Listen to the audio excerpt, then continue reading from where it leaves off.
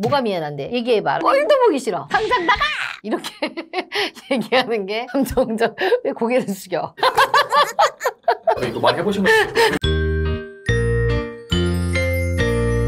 PD님들, 남자가 여성을 이성으로 잘 느끼는 조건이 뭐라고 생각해요? 외모죠. 20대는 외모를 중요하게 보다 보니까 이게 되게 중요한 요소로 작용하지만 그 외모란 굉장히 주관적이에요. 그래서 뭐 어때? 얼굴, 몸매, 분위기 이런 거야. 하지만 그건 20대에 해당하고 이제 30대 남자들은 이제 여자를 많이 만나고 사회생활을 하다 보면 물론 이것도 중요하지만 여자의 매력을 보게 됩니다. 매력 있는 여자가 남자들한테는 진짜로 어필이 되는 거죠. 그래서 남자들은 여자가 이쁘다고만 해서 결혼을 결심하는 게 아니라 이 매력이 있어야만 결혼을 결심을 하게 되더라고요. 오늘은 30대 남자들이 결혼을 결심하게 되는 이 매력 있는 여자들의 특징 4가지에 대해서 한번 이야기해 볼게요. 첫 번째, 긍정적인 여자. 밝고 긍정적인 여자 싫어하는 남자 있나? 없습니다. 없죠. 연예인으로 따지면 누가 밝고 긍정적이야? 딱 떠오르는 사람. 결혼한 여자. 장영란. 어때요? 그런 것 같아요. 그죠? 인간 비타민이라고 얘기하죠. 유튜브에서도 되게 엄청 밝고 밝죠? 남편이 딱 집에 들어왔어. 어때? 어머 여보 이러면서 막 반기죠. 싫어요 좋아요? 부담스러워요? 빨리지 않을까.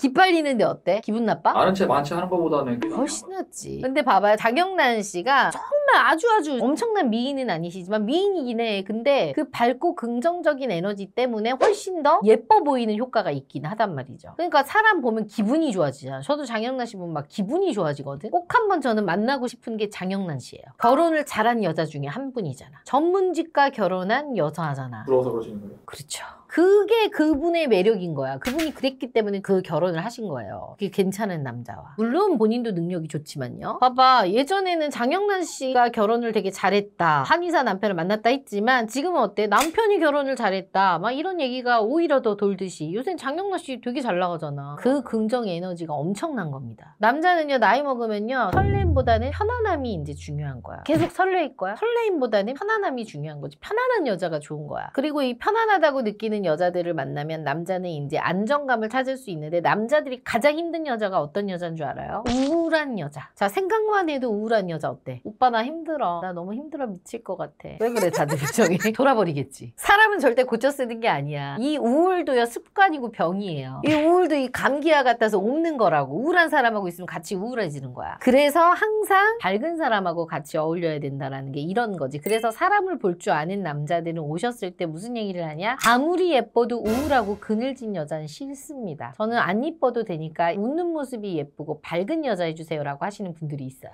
응답하라에서도 남자들이 이상하게 쓰잖아요. 밝은 성격 많이 쓰더라고요. 맞아요. 그래서 밝은 여자, 긍정적인 여자는 아무리 똑똑한 여자도 못 이긴다는 얘기가 그래서 있는 거예요. 그래서 긍정적인 여자, 남자들이 정말 선호하죠. 두 번째입니다. 안정적인 여자입니다. 자, 20대 연애는 어때? 불같은 사랑. 맘보다는 아주 막 몸이 더 중요해. 육체적 사랑이 아주 더 좋죠. 근데 30대 되면 어때요? 안정감이 이제 중요하죠. 그 안정감이란 정서적과 경제적 안정감이 동시에 이제 충족이 돼야 되는데 그게 왜 그러냐? 남자들은 30대가 되면 이제 독립을 하게 되면서 사회적 압박감을 느끼게 되고 사회적으로도 어느 정도 이제 인정을 받게 되면서 본인도 어떻게 돼? 급이 올라가면 책임감도 막중하게 되잖아. 그렇다 보면 이제 안정적으로 가정을 꾸리고 싶고 안정적으로 생활을 하고 싶어지잖아. 그러면 나와 비슷한 안정적인 여자를 찾고 싶은 거죠. 근데 두 개 다 찾고 싶으면 좋겠지만 찾기는 어렵잖아요. 그래서 정신적인 것과 경제적인 안정감 두 가지를 주는 여자를 찾기 힘들다 보니 한 가지만 안정감을 줘도 남자들의 입장에선 땡큐인데 정신적으로 나한테 안정감을 주는 여자를 만나면 그래 내가 먹여 살리면 되지 라는 생각을 하게 되고 그러다 보면 그냥 잘 사라지는 거고 반대로 경제적으로 또 안정감을 주면 부담감이 덜하니까 나랑 같이 짐을 짊어주는구나 라고 해서 또 이제 거기에 또 맞춰서 살게 되는 거죠. 근데 이제 둘 다 안 줘. 아무것도 경제적으로나 정서적으로 날 다 불안하게 하고 안정감을 하나도 안 줘. 그럼 이제 어떻게 되는 거야? 결혼을 후회하게 되고 밖으로 돌게 되는 거죠. 그러니까 둘 중에 하나는 줘야 되지 여자도. 정서적으로 안정감을 주든 경제적으로 안정감을 주든 그러니까 한마디로 뭐야 여자도 돈을 잘 벌든 집에서 내조를 잘하든 둘 중에 하나는 잘 하라는 얘기죠. 그래서 남자가 딱 그 여자를 만났을 때 안정감이 느껴진다. 유달리 이 남자가 좀 안정이 됐네 라는 느낌을 받으면 그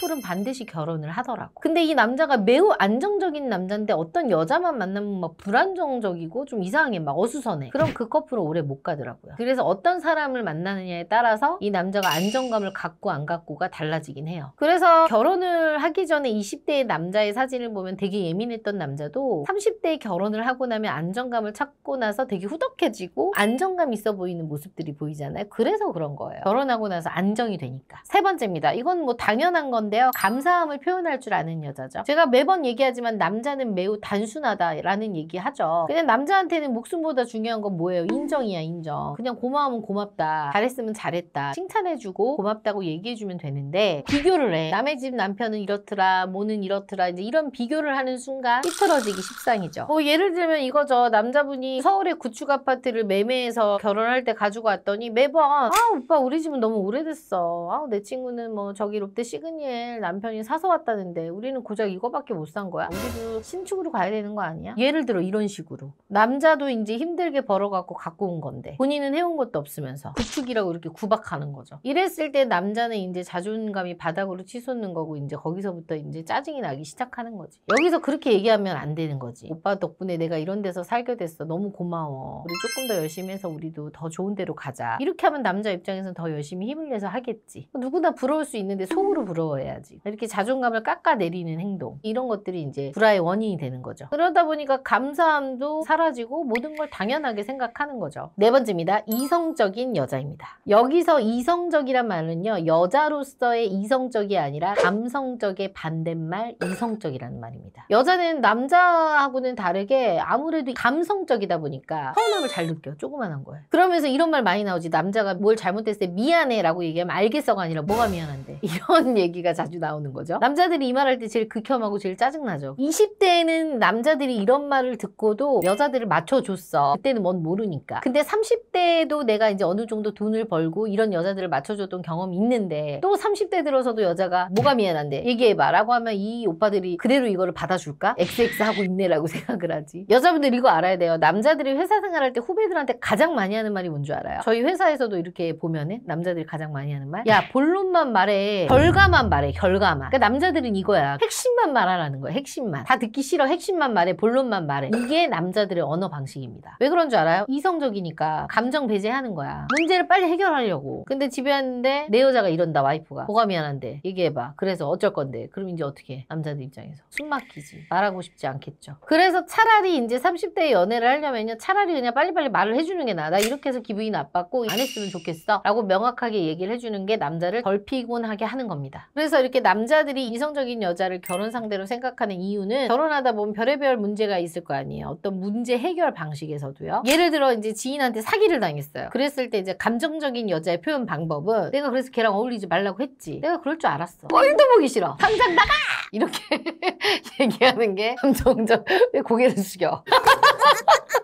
감정적인 여자라면 자 합리적인 여자는 어떻게 하죠? 오빠가 그렇게 한 건 오빠의 잘못이기도 해. 자 그럼 이제 우리가 앞으로 해결을 어떻게 해야 될까? 일단은 어디 경찰서로 가서 먼저 신고를 하자. 변호사 사무실을 찾아가자. 어디에 서면을 보내보자. 이때 여자가 여기서 그리고 또 내가 도와줄 건 없어? 라고 얘기를 해주면 남자는 평생 아 내 여자다. 책임감을 더 갖게 되고 믿음을 갖는 거죠. 무슨 사건이 터졌을 때 빨리 나가! 꼴도 보기 싫다! 하면서 막 질질 짜고 이런 여자가 좋아요? 해결방안을 제시해주는 게 훨씬 낫지 않아? 이게 훨씬 낫죠. 그래서 저는 여자분들 볼 때 이 네 가지만 보셔도 이 여자가 결혼 상대일지 아닐지 답이 나오고요. 아무리 이 여자가 좋은 학벌에 좋은 스펙을 가졌더라도 이 문제 해결 방안의 능력을 가지고 있지 못하면 사실 남자가 결혼을 했을 때 좀 피곤해질 확률이 있지 않을까 싶어요. 이 네 가지만 가진 여성하고만 살아도 살기는 편할 것 같습니다. 이 영상을 시청하고 계신 남성분들 중에 나는 이런 여자랑 살고 있는데 이렇게 살고 있어도 난 지금 너무 편하게 살고 있다 라고 하시는 분들이 있다고 하면 댓글로 좀 달아주세요.